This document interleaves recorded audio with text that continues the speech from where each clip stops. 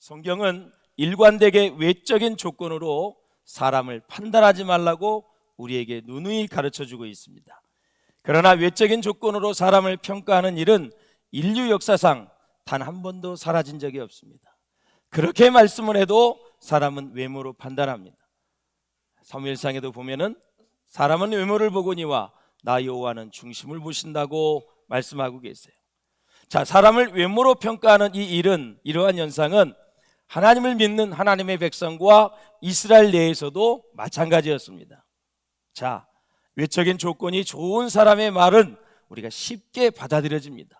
지위도 있고 명예도 있고 권력도 있고 돈이 많은 사람들, 참 그럴듯한 사람들 쉽게 말을 잘 받아들이지만 그렇지 않은 사람의 말은 무시하는 경우가 참으로 많이 있습니다. 자, 여러분, 예수님이 메시아로 오셨어요. 이제 십자가에 못 박혀 돌아가시기 직전까지 그동안 이스라엘 백성들이 말씀을 가지고 산다고 했지만 그렇지 못한 부분들, 왜곡된 부분들, 잘못된 부분들을 다 하나하나 가르쳐 주시고 다 수정해 주시는 거예요. 그러니까 예수님과 유대인들이 부딪힐 수밖에 없어요, 여러분. 왜? 십자가에 돌아가시기 직전까지 그것을 다 가르쳐 주시고 바로잡아 주셔야 이제 성령이 오시면 바로잡은 질서 속에서 성령이 역사가 하잖아요. 성령의 역사는 뭐예요? 하나님의 말씀대로 살 수 있도록 도우시는 거예요. 그래서 보혜사 성령이라 그래요. 그런데 잘못된 부분이 있으면 성령이 오셔도 우리를 도울 수가 없어요.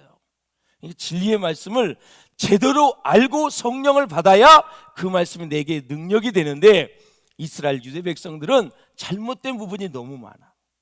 오늘 본문에도 보면 예수님이 누구에게로부터 오는 말씀을 전하는지, 그리고 할례가 무엇인지, 또 안식일이 무엇인지를 너무 왜곡되게 지금 알고 있기 때문에 이 두 가지 측면에서 지금 새롭게 말씀을 가르쳐 주시고 이것을 바로잡아서 앞으로 안식일을 넘어 주일이 됐을 때 어떻게 지켜야 되는지, 할례가 또 무엇으로 승화됐는지, 그것은 또 어떤 의미가 있는지, 그리고 또 하나님께로부터 영광을 진짜 구하고 있는지, 하나님의 뜻을 구하며 사는지, 이 두 가지 측면에서 유대인들을 지금 가르치고 있는 그런 모습을 우리가 볼 수가 있어요. 자, 본문은 8일 동안 계속되는 초막절의 중간이 되었어요. 어디를 가나 모임이 있으면 늦게 오는 사람이 있고 좀 일찍 나가는 사람이 있어요. 초막절이 8일인데 조금 멀어서 늦게 오는 사람이 있고, 또 초막절이 끝물이 되면, 끝날이 되면 빨리 또 가는 사람이 있어요. 근데 제일 많이 모이는 때가 언제냐? 초막절 중간 정도. 그때가 가장 사람이 많을 때, 그때 예수님이 성전에 가셔서 이제 잘못된 부분을 다시 가르쳐 주시고 수정해 주시는 그런 모습을 우리가 볼 수가 있어요. 자, 예루살렘을 찾은 수많은 순례자들이 예수님께서 가르치시는 이 새로운 교훈에 그래서 깊은 관심을 가질 수밖에 없다라는 거죠. 그래서 12절을 보면 유대인들 가운데서도 예수님을 참 좋은 사람으로 보고 또 예수님에게 호감을 가진 그런 사람들이 있었어요. 그러나 예수님을 부정적으로 생각하는 사람이 절대 대다수였습니다. 심지어 예수님의 친동생들도 예수님에 대해서 빈정대고 조롱을 했잖아요. 형님, 갈릴리의 몸으로 여기서 처박혀 있지 말고 좀 수도로 가서, 예루살렘에 가서, 성전에 가서 초막절에 100만 명이나 모인다는데 거기 가서 좀 기적 좀 베풀어줘 가지고 당신이 하나님의 아들 메시아라면 떳떳하게 증거를 하라고, 보여주라고, 좀 과시 좀 하라고. 사실 당신 때문에 저희들이 좀 부끄러운 것도 많고 당신이 메시아라고 하는데 자꾸 많은 유대인들이 우리에게 핀잔을 주고 조롱을 한다. 그러니 좀 한번 멋지게 가서 당신 과시 좀 했으면 좋겠다. 이런 인간적인 얘기에 예수님은 귀를 기울이지 않습니다. 메시아가 뽐내려고 온 건 아니지요. 과시하려고 온 게 아니지요. 인류의 죄를 사하기 오신 거거든요. 할렐루야. 네, 사랑하는 여러분, 그래서 유대 사람들은 예수님이 이제는 심지어 귀신이 들렸다고 말하면서 의심하고 수군거리는 거예요. 사람이 한번 생각이 잘못되어지면 메시아 하나님을 귀신 들렸다고 얘기해요. 거기까지 갑니다. 사람이 한번 잘못 노선을 타고 잘못 생각하고 마음을 먹으면 끝이 안 보이는 거죠. 여러분, 예수님을 귀신 들렸다고 얘기한다니까. 그리고 예수님을 하나님이신데 피조물이 미쳤다고 얘기한다니까. 볼장 다 본 거지요. 그러니까 지금 유대인들의 심령이 어느 정도인지 알겠죠. 이거를 다 감안하고 말씀을 들으셔야 돼요. 예수님은 3년 동안 공생애가 진짜 힘든 하루하루였어요. 가는 곳마다 다 잘못된 걸 고쳐주는 거예요. 그리고 나서 그 말씀 그대로 이제 받아서 이제 모순절 마가의 다락방에서 성령을 받아서 이제 땅끝까지 주님의 증인이 되어야 되기 때문에 그동안 구약의 4,000년 동안 잘못되었던 그것들을 완전히 재수정해주고 다시 교훈을 잡아주는 그런 하루하루를 보내니 예수님이 힘들 수밖에 없다. 심지어 바리새인들은 예수님을 이제 체포하려고 체포조까지 만들었어요. 이렇게 예수님에 대해서 긍정적인 반응을 보이는 유대인들과 부정적인 반응을 보이는 유대인들로 쫙 나눠져 있었어요. 사랑하는 성도 여러분, 사람들의 반응이 긍정적이거나 부정적이거나 상관없이 우리는 신실하게 하나님의 말씀을 가르치고 전해야 될 줄로 믿습니다. 예수님은 유대 사람의 명절인 초막절을 지키기 위해서 이제 친형제들과 헤어져서 홀로 예루살렘으로 가시죠. 예수님은 친형제들에게 뭐라 그랬어요? 형님 같이 갑시다 했더니 No, 같이 안 가. 니들 먼저 가. 그리고 무슨 말씀을 하셨어요? 아직 내 때가 되지 않았으니 예루살렘에 올라가지 않겠다. 그렇게 말씀하고 나서 동생들이 다 떠난 다음에 혼자 몰래 가셨어. 비밀리에 가셨어. 올라가지 않겠다고 말씀하시고 혼자 아주 아무도 보지 않는 가운데 가셨단 말이죠. 사랑하는 여러분, 예수님은 왜 이렇게 하셨을까요? 예수님이 거짓말을 한 것일까요? 사랑하는 성도 여러분, 예수님은 무엇을 중요하게 여기자면 때를 소중하게 여기시는 거예요. 때를 중요하게 여기시는 거예요. 이제 3년 동안 해야 되는데 그동안에 예수님이 체포를 된다든가 체포돼서 죽어버린다든가 그러면 이럴 수가 없어요. 벌써 바리새인들이 체포절을 가지고 예수님을 죽이려고 한다는 생각 다 듣고 계시는 거예요. 그래서 형제들과 같이 가면 금방 자기 신분이 노출되기 때문에 니들 먼저 가라. 그리고 나서 혼자 몰래 이제 초막절에 이 명절에 참여한 것을 우리가 볼 수가 있어요. 우리 예수님은 시간을 잘 계산하심으로 당신의 사역이 왜곡되거나 방해받는 것을 사전에 미리미리 방지하는 그런 지혜로운 모습을 볼 수가 있어요.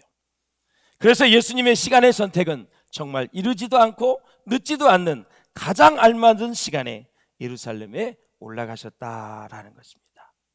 사랑하는 여러분, 이때 유대인들은 예수님이 성경 진리를 가르치는 걸 보고 이제 초막절 이 중간 지점에 수많은 사람 앞에서 말씀을 가르치니까 놀란 거예요.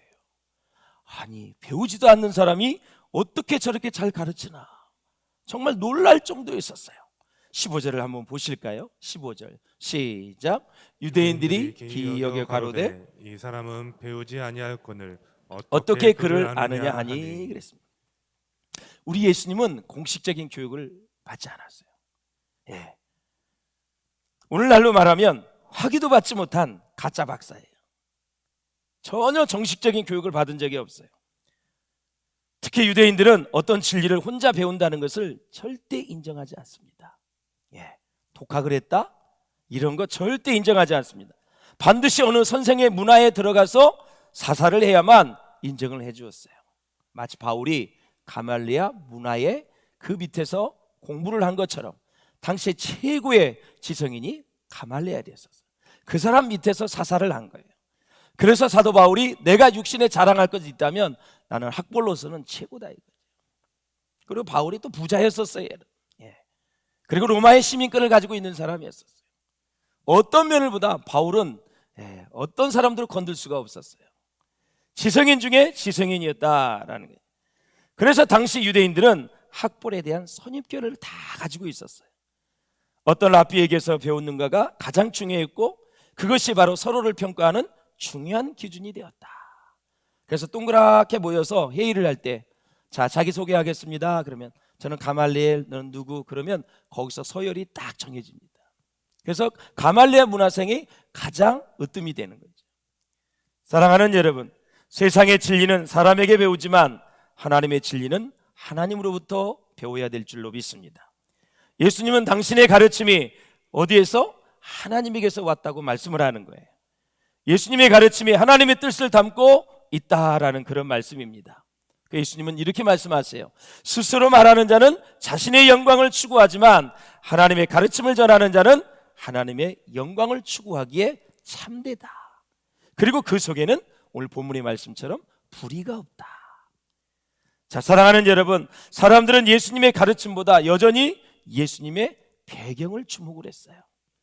유대인들에게 있어서 가장 중요한 것은 말씀의 권위나 어디로부터 이 말씀이 나왔는지 그 출처보다는 이 정식 학력이 가장 중요했어요.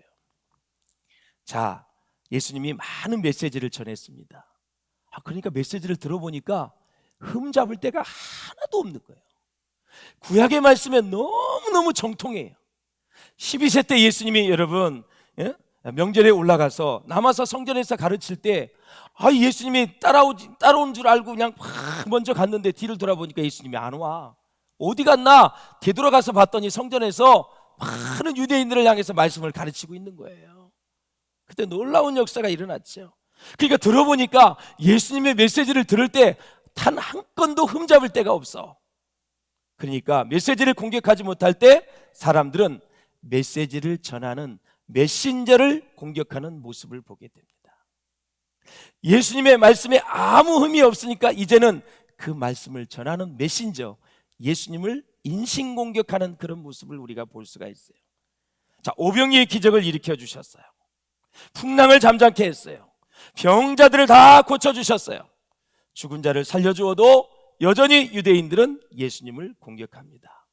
왜냐하면 그들의 목표는 진리가 아니라 자신들이기 때문에 그래요. 예수님은 자기의 영광을 구하지 않고 자기를 보내신 자 하나님의 영광만을 구한다고 말씀하고 있다라는 거죠. 사랑하는 성도 여러분, 사업을 하던 직장을 다니던 저도 목회를 하던 어디에서 무엇을 하든지 우리가 꼭 기억해야 될 게 있어요. 사랑하는 여러분, 정말 여러 가지 인생의 유혹이 있는데 그 여러 가지 유혹 중에 자기를 과시하고 싶은 욕구, 이것을 꼭 내려놓을 수 있기를 주님의 이름으로 축원합니다. 사람은 은연중에 자꾸 사업이 잘 되면 누가 좀 사업 어떻게 됐냐고 물어봐 주지 않나. 좋은 학교에 가면 어디 학교 갔어? 이렇게 좀 물어봐 주지 않나. 요즘 직급이 뭐야? 회사에서 고속 승진을 했어. 또 누가 좀 물어봤으면 좋겠는데 안 물어봐. 그러면서 오히려 요즘 직급이 뭐야 하면서 자기가 더 대답을 하고 싶어서 물어보는 사람이 참 많이 있어요. 목회를 해도 지금 교회가 부흥해. 그럼 누군가 좀 요즘 몇 명 모여? 그거 좀 물어봤으면 좋겠는데. 근데 반대로 목회가 안 될 때 몇 명 모이냐고 물어보면 어떡하지? 직장에서 승진도 안 되고 군대에서 매 승진도 안 되고 했을 때 안 물어보면 참 좋겠는데 물어보면 어떡하지? 우리 목사님이 주일날 갔더니 요즘 승진해서 어떻게 됐어요? 안 물어봤으면 좋겠는데 나갈 때 또 물어보네. 얼마나 사람이 이렇게 간사한 거예요. 이렇게 간사한 거예요. 사랑하는 여러분, 악한 마귀는 하나님의 백성들을 넘어뜨리기 위해서 자꾸 과시하도록, 자기를 드러내도록 자꾸 역사한다는 거예요. 사랑하는 여러분, 자기 과시 욕구에서 해방되시기를 주님의 이름으로 축원합니다. 하나님 앞에서 정말 빈 마음으로 겸손하게 하나님의 은혜를 담을 수 있는 그러한 그릇들이 될 수 있기를 주의 이름으로 축원합니다. 심령이 청결한 자는 복이 있나니 저가 하나님의 볼 것이요, 심령이 가난한 자는 복이 있나니 천국이 저의 것이며. 세상 것 하나님이 주신 거잖아요. 그렇죠? 하나님께 영광 돌리면 되지. 사람들이 안 알아줬다 한다 할지라도, 사람들이 다 모른다 할지라도 우리 하나님의 은혜이니 여러분 겸손하게 하나님으로부터 왔다고 생각을 하고 많은 사람들에게 덕이 될 수 있기를 주의 이름으로 축원을 드립니다. 자, 예수님의 구약에 대한 지식과 통찰력은 어떤 종교 전문가도 따라올 수가 없습니다. 사랑하는 여러분, 자, 예수님의 가르침에 많은 사람들이 감화감동을 받았는데 예수님은 제일 많이 한 얘기가 뭐냐? 하나님의 나라에 대해서 말씀하셨어요. 하나님의 나라. 예수님 이후로 하나님 나라에 대해 언급한 사람은 단 아무도 없습니다, 여러분. 죄사함에, 그리고 예수님의 사랑에 대한 이 가르침은 얼마나 위대한 겁니까? 어떤 종교의 창시자도 예수님과 같은 차원 높은 사랑과 죄사함에 대해 말씀하지 못하고 있다라는 거죠. 그것뿐만 아니에요. 진리, 성령, 어둠의 세력, 종말, 재림, 주님 다시 오심. 야, 이 놀라운 진리를 얘기한 사람이 누구 있어요? 사업, 출세한 거, 여러분 고위직에 들어간 거 아무것도 아니에요. 다 사라질 거예요. 그러나 저와 여러분이 이 땅에서 최고로 잘한 거, 십자가의 은혜를 받아들인 거, 이거보다 잘한 게 없어요. 이게 최고의 은혜. 다른 것에 눈길을 돌리니 우리의 영이 잘못될 수밖에 없는 거예요. 믿음이 떨어질 수밖에 없는 거예요. 하나님 최고의 가치를 날마다 선택하며 살아갈 수 있기를 주님의 이름으로 축원합니다. 하나님이 나의 구세주가 되어줄 때, 하나님이 나의 창조주가 되어줬을 때 무엇을 두려워하세요? 무엇을 염려하세요? 무엇을 두려워하세요? 하나님의 은혜가 내게 날마다 임하는데 내가 무엇을 여러분 더 사모하며, 내가 왜 세상 길로 가며, 내가 무엇 때문에 좌절하고 두려워해요? 하나님이 여러분을 지켜주시는 것을 믿을 수 있기를 주의 이름으로 축원합니다. 16절을 보십시오. 내 교훈은 내 것이 아니라 그랬어요. 나를 보내신 하나님의 것이라 그랬어요. 17절에서 말씀하시듯이 예수님의 교훈이 스스로 하는 말인지 하나님께로부터 온 뜻인지 알고 싶으면 직접 하나님의 뜻을 행해보라고 예수님은 말씀하고 있어요. 하나님의 뜻을 행해보면 예수님의 말씀이 하나님의 뜻을 표현한 것임을 우리가 알 수 있게 된다라는 거예요. 요한복음 한번 읽어보실까요? 시작. 내가 하늘로서 내려온 것은 내 뜻을 행하려 함이 아니요 나를 보내신 이의 뜻을 행하려 함이니라. 나를 보내신 이의 뜻은 내게 주신 자 중에 내가 하나도 잃어버리지 아니하고 마지막 날에 다시 살리는 이것이니라. 아멘. 그러므로 여러분, 항상 우리는 신앙생활을 하면서 정말 누구의 영광을 구하며 살고 있는지 잘 살펴보시기를 바랍니다. 사이비는 그 출처가 자기 자신이에요. 사이비는 그 목적이 자기 영광이에요. 그러나 우리 예수님은 자기를 보낸 이의 영광을 구하고 있어요. 그래서 불의가 없다라는 거예요. 모든 말씀을 믿어도 된다라는 거예요. 유대인들은 자기의 영광을 추구하는 자들이었습니다. 요한복음이 그것을 증거하고 있어요. 시작. 너희가 서로 영광을 취하고 유일하신 하나님께로부터 오는 영광은 구하지 아니하니 어찌 나를 믿을 수 있느냐 그랬어요. 사랑하는 여러분, 하나님의 뜻은 하나님의 영광으로 이어지고 연결되는 것입니다. 하나님의 뜻이 무엇이냐? 하나님의 택한 백성들을 살리고 구원하는 것이 하나님의 뜻이에요. 택하신 영혼들을 하나도 잃어버리지 않으려는 것이 하나님의 뜻이다. 그러니 영혼을 실족시키면 되면 안 돼요. 안 되는 것입니다, 여러분. 그래서 우리가 영혼을 살리고 구원하려면 내 안에 향하신, 나를 향하신 하나님의 뜻이 무엇이냐? 항상 기뻐하는 거고, 쉬지 말고 기도하는 것이고, 범사에 감사하는 것. 이것이 가능할 때, 이것이 내면에서 이루어질 때 하나님의 동역자가 되어서 영혼을 살리고 그리고 구원하는 일에 동역의 아름다운 기쁨을 누릴 수 있다라는 거죠. 사랑하는 여러분, 우리는 주님의 영광을 위해서 태어난 사람입니다. 하나님의 영광을 위해 살아야 되는 사람들입니다. 어느 누구도 하나님이 함께 하신 교회를 건드릴 수 없습니다. 교회는 죄인들이 와서 구원받아 하나님의 자녀되어 하나님께 영광을 돌리고 사회를 새롭게 하며 모든 것에 축복의 근원이 어디냐? 바로 교회라는 사실을 여러분 잊어서는 아니 되는 거예요. 생명을 걸고 지켜야 되는 게 교회다라는 거예요. 사랑하는 성도 여러분, 아무리 예수님을 막는 세력이 강하다 해도 주님을 발견하고 믿는 사람들은 여전히 생기기 마련입니다. 세상 사람들이 예수님을 불신하고 조롱하고 모욕해도 많은 사람들이 예수를 믿고 변화되는 삶을 살아가게 된다라는 거죠. 베드로를 보십시오. 처음에는 비겁하게 예수님을 3번이나 부인했지만 성령님이 그에게 임하자 예수님을 볼 수 있는 영안이 열리게 되었습니다. 믿음에 대해 눈을 뜨게 되자 순식간에 위대한 용감한 사도가 되었고, 말씀을 선포할 때 3,000명, 5,000명이 회개하고 주님 앞에 돌아왔고, 마지막은 위대하게 거꾸로 십자가에 못 박혀 죽는 순교까지 했습니다. 의심 많은 도마를 보십시오.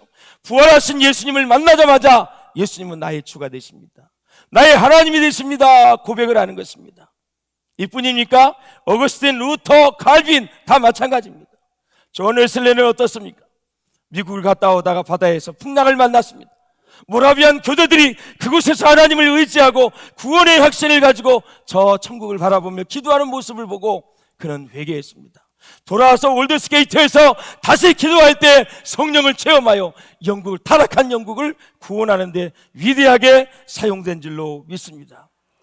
인도를 선교했던 윌리엄 캐리, 중국에 나가서 복음을 전했던 허드슨 테일러, 우리나라의 주기철 손양원 목사님, 우리 교단의 여러분 문준경 전도사님, 모두가 다 무서운 핍박과 고문 속에서도 예수님을 만나 위대한 역사를 이룬 줄로 믿습니다. 예수님은 할례는 안식일에도 시행된다는 사실을 말씀하고 있어요. 난지 8일이 되면 할례를 행해야 되는데 그날이 안식일이야. 그러면 그때 그들은 할례를 행했다라는 거죠. 예수님은 할례도 모세가 준 것이 아니라 조상 때 준 것이라고 말하고 있어요. 모세율법은 지키기 위하여 안식일의 할례를 받을 수 있다면 생각해봐라 이놈들아. 38년 동안 여러분 병원에 누워서 아무것도 할 수 없는 누워서 살았던 그 사람을 안식일에 고쳐서 모든 것을 회복시킨 것이 어찌해서 잘못된 것이냐. 너희들은 안식일에 할례도 행해. 내가 38년 된 병자를 고친 것이 무엇이 잘못된 것이냐. 그래서 안식일은 사람을 살리고 구원하는 일을 해야 된다고 예수님이 선포하고 있는 거예요. 할렐루야. 병자를 살렸는데도 그들은 예수님을 죽이려고 해요. 사랑하는 여러분, 사람을 온전하게 하는 것이 안식일의 준수보다 훨씬 더 상위의 계명인 거예요. 사람을 살리고 구원하는 일이 가장 중요하다라는 거예요. 병자를 치유하는 것이 안식일의 취지에 부합하다는 거예요. 그런데 너희들은 율법을 지킨다고 하면서 생명을 살리는 일에 소홀히 하고 있다고 예수님이 고발하는 것입니다. 사랑하는 여러분, 예수 믿는 그리스도인들은 예수 그리스도의 이름으로 생명을 살리는 사명을 잘 감당해야 될 줄로 믿습니다. 오늘 본문의 말씀은 예수님의 가르침의 출처가 어디인가? 하나님이라고 말씀하고 있고, 그리고 뭐라 그러냐면 안식일에 병자를 고치는 것이 얼마나 타당한가? 생명을 살리는 일에 우리가 정말 최선을 다해야 된다. 그러므로 유대인들이여 바리새인들이여 외모로 판단하지 말라고 하고 공의롭게 판단하라고 예수님이 말씀하세요. 27절 읽어보고 정리하겠습니다. 시작. 외모로 판단하지 말고 공의롭게 판단하라 하시니라. 사랑하는 여러분, 어느 누구도 가려하지 않는 그곳에 여러분들이 있으시기를 주의 이름으로 축원합니다. 사람을 외모로 판단하지 말고 차별하지 말고 스펙이나 경력을 보면서 그 사람을 대하지 말고 정말 진실하게 주님의 사랑으로 대할 수 있기를 주의 이름으로 축원합니다. 교회 내에서 스펙을 자랑한다든가 학력을 자랑한다든가 부를 자랑한다든가 자기의 가문을 자랑한다든가 일체에 있어서는 아니 되는 것입니다. 오직 예수님만 영광 받아서야 될 줄로 믿습니다. 그래서 외모로 판단하지 말고 사무엘 선지자가 하나님의 배에 받았던 말씀, 이새의 아들 다윗을 데려와라 말씀하시고 사람은 외모를 보느냐 나 여호와는 중심을 보신다고 말씀하신 그것을 기억하면서 우리 모두가 다 우리 교회가 천국이 될 수 있기를 주의 이름으로 축원합니다. 문턱이 낮아지시기를 주의 이름으로 축원합니다. 텃세가 없기를 주의 이름으로 축원합니다. 오래 섬길수록 더 겸손하고 더 진실하게 더 예수님의 사랑을 가지고 섬길 수 있기를 주의 이름으로 축원합니다. 우리가 내세울 것이 무엇이 있습니까? 우리가 자랑할 것이 무엇이 있습니까? 사도 바울이 말한 것처럼 나는 세상 것을 배설물같이 여기고 내가 자랑할 것은 나를 위해 죽으신 예수 그리스도밖에 없다고 말씀하셨습니다. 그분만이 내 인생에서 존귀케 되어야 된다고 말씀하신 것입니다. 그 은혜가 우리 가운데 충만하셔서 한 주간도 여러분을 통해 예수님의 향기가 높이 드러나는 복된 한 주간 될 수 있기를 주의 이름으로 축원합니다.